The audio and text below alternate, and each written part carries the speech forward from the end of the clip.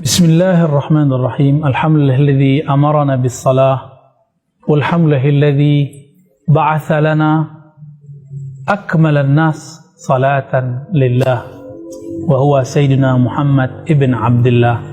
Amma ba'du, Allahumma salli wa sallim wa barik ala sayyidil wujud sayyidil musallin sayyidina Muhammad wa ala alihi wa ashabihi ajma'in.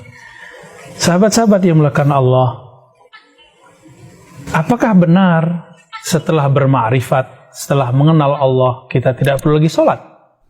Kata orang tertentu, untuk apa sholat? Allah kan sudah ada dalam diri kita. Kalau sholatnya baru ruku sujud, itu belum sholat. Apakah betul demikian? Teman-teman yang dimuliakan Allah, bukankah Rasulullah atqan nas? Nabi itu orang a'rafun nas, paling bermakrifat. Dan kita tidak menemukan riwayat bahwa beliau meninggalkan sholat sampai hayat beliau. Sampai hayat beliau berakhir. Maka apabila kita memperhatikan banyak ayat-ayat Al-Quran, kita dapat memahami bahwa di dalam Al-Quran, surat Thaha ayat 14, coba lihat bahwa ma'rifat, akhir ma'rifat adalah sholat. Allah berfirman, berkalam kepada Sayyidina Musa. Apa kata beliau? Innani anallah la ilaha illa ana. Sesungguhnya aku adalah Allah, tiada ilah, tiada yang berhak disembah kecuali aku. Dan di ujungnya Allah mengatakan, fa'budni, sembahlah aku, aqimis salata li dzikri, dirikanlah salat untuk mengenangku, mengingatku. Allah mengenalkan dirinya, sesungguhnya akulah Allah, sembahlah aku, lalu dirikan salat untuk mengingatku. Maka justru sebaliknya, ciri-ciri orang yang bermakrifat, dia mendirikan ubudiyah dan salat kepada Allah SWT. Berdasarkan surat Thaha ayat 14 ini, boleh kita istinbat, kita ambil satu makna. Apa maknanya? Salat adalah penghujung makrifat, sedangkan makrifat adalah awal dari salat. Maka siapa saja yang dia bermakrifat, pasti dia mendapatkan puncaknya, yaitu salat. Tapi tunggu dulu teman-teman, apakah salat kita salat orang-orang yang mengenal Allah, salat orang yang bermakrifat? Jangan sombong dulu, jangan suudzon dulu dengan orang yang secara kasat mata menurut kita tidak salat. Jangan sombong dulu dengan orang-orang yang menurut kita secara fisik tidak salat. Barangkali hatinya selalu berkoneksi kepada Allah, sedangkan kita salatnya mungkin dahsyat, 5 waktu di masjid, tapi mulai dari takbir sampai assalamualaikum tidak pernah ingat Allah kecuali sesaat. Barangkali kita orangnya seperti itu.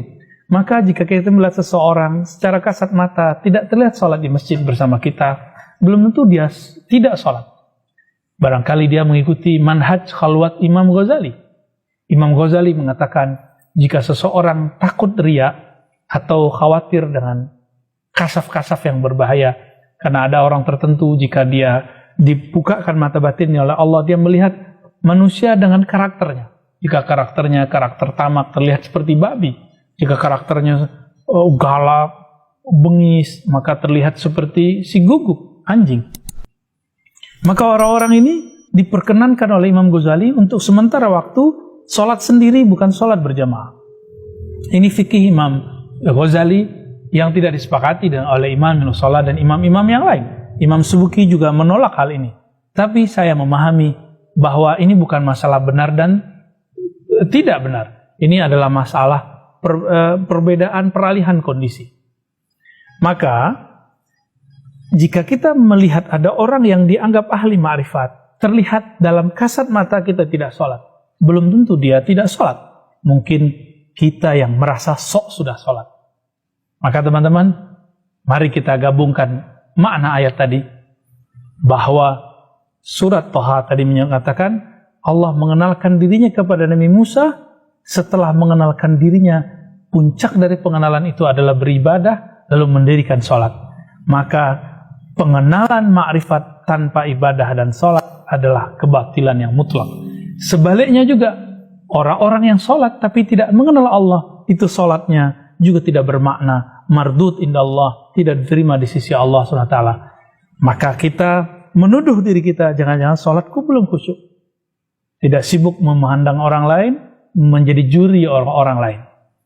Lalu bagaimana dengan orang-orang yang dia sholat karena mungkin kata dia di ahli marifat, lalu dia sholat cuma beberapa waktu, mungkin hanya 3 waktu atau 2 waktu atau sewaktu saja. Oh, orang seperti ini wilayahnya berbeda. Ini tidak termasuk kepada wilayah ma'rifat. Ini ada perbedaan fikih. Fikih antara Ahlussunnah dengan kelompok Syiah Imamiyah. Mereka memang berbeda dalam waktu sholat dengan kita. Mereka mengambil zahir ayat yang ada dalam Al-Quran, aqimis salata liduluki syamsi, sampai akhir ayat, dirikanlah sholat ketika matahari mulai menyingsing, yaitu zuhur dan asar. Ya. Kemudian ketika ghurub terbenam dan Quranil fajar, yaitu kemudian terbit fajar. Disebutkan di sana cuma 3 waktu. Di ayat yang lain disebut tarafain nahar wa zulafan minal lail. 2 ujung siang, awal dan akhir siang. Kemudian zulafan artinya waktu yang dekat dari malam. Maksudnya maghrib dan isya. Ini menunjukkan bahwa ada penafsiran di luar sana yang menafsirkan bahwa sholat itu 3 waktu. Tapi dalam periwayatan ulama Ahlussunnah yang kita ikuti, Nabi SAW pernah melakukan 2 hal. Pertama, Nabi sholat di awal waktu. Maka beliau sholat terlihat 5 waktu pas. Zuhur, asar, maghrib, isya, subuh dengan waktu yang berjarak. Tapi di riwayat berikutnya, Sayyidina Jibril mengajarkan kepada Nabi agar sholat di ujung waktu zuhur, di awal waktu asar, di ujung waktu maghrib, di awal waktu isya, dan di ujung waktu subuh. Sehingga terkesan yang disebut dengan jamak suri, terkumpul secara zahir, tapi sebenarnya waktunya tetap 5. Seakan-akan waktunya 3. Inilah kemudian yang diabadikan dalam sholat rukhsah yang kita sebut dengan sholat jamak. Maka teman-teman yang melakukan Allah, betulkah ada sholat yang 3 waktu, 2 waktu menunjukkan orang itu bermakrifat? Tidak. Ini adalah perbedaan fikih. Kembali ke permasalahan pertama, bermakrifat adalah awal dari mendirikan sholat. Mendirikan sholat adalah puncak dari ketinggian makrifat. Wassalamualaikum warahmatullahi wabarakatuh.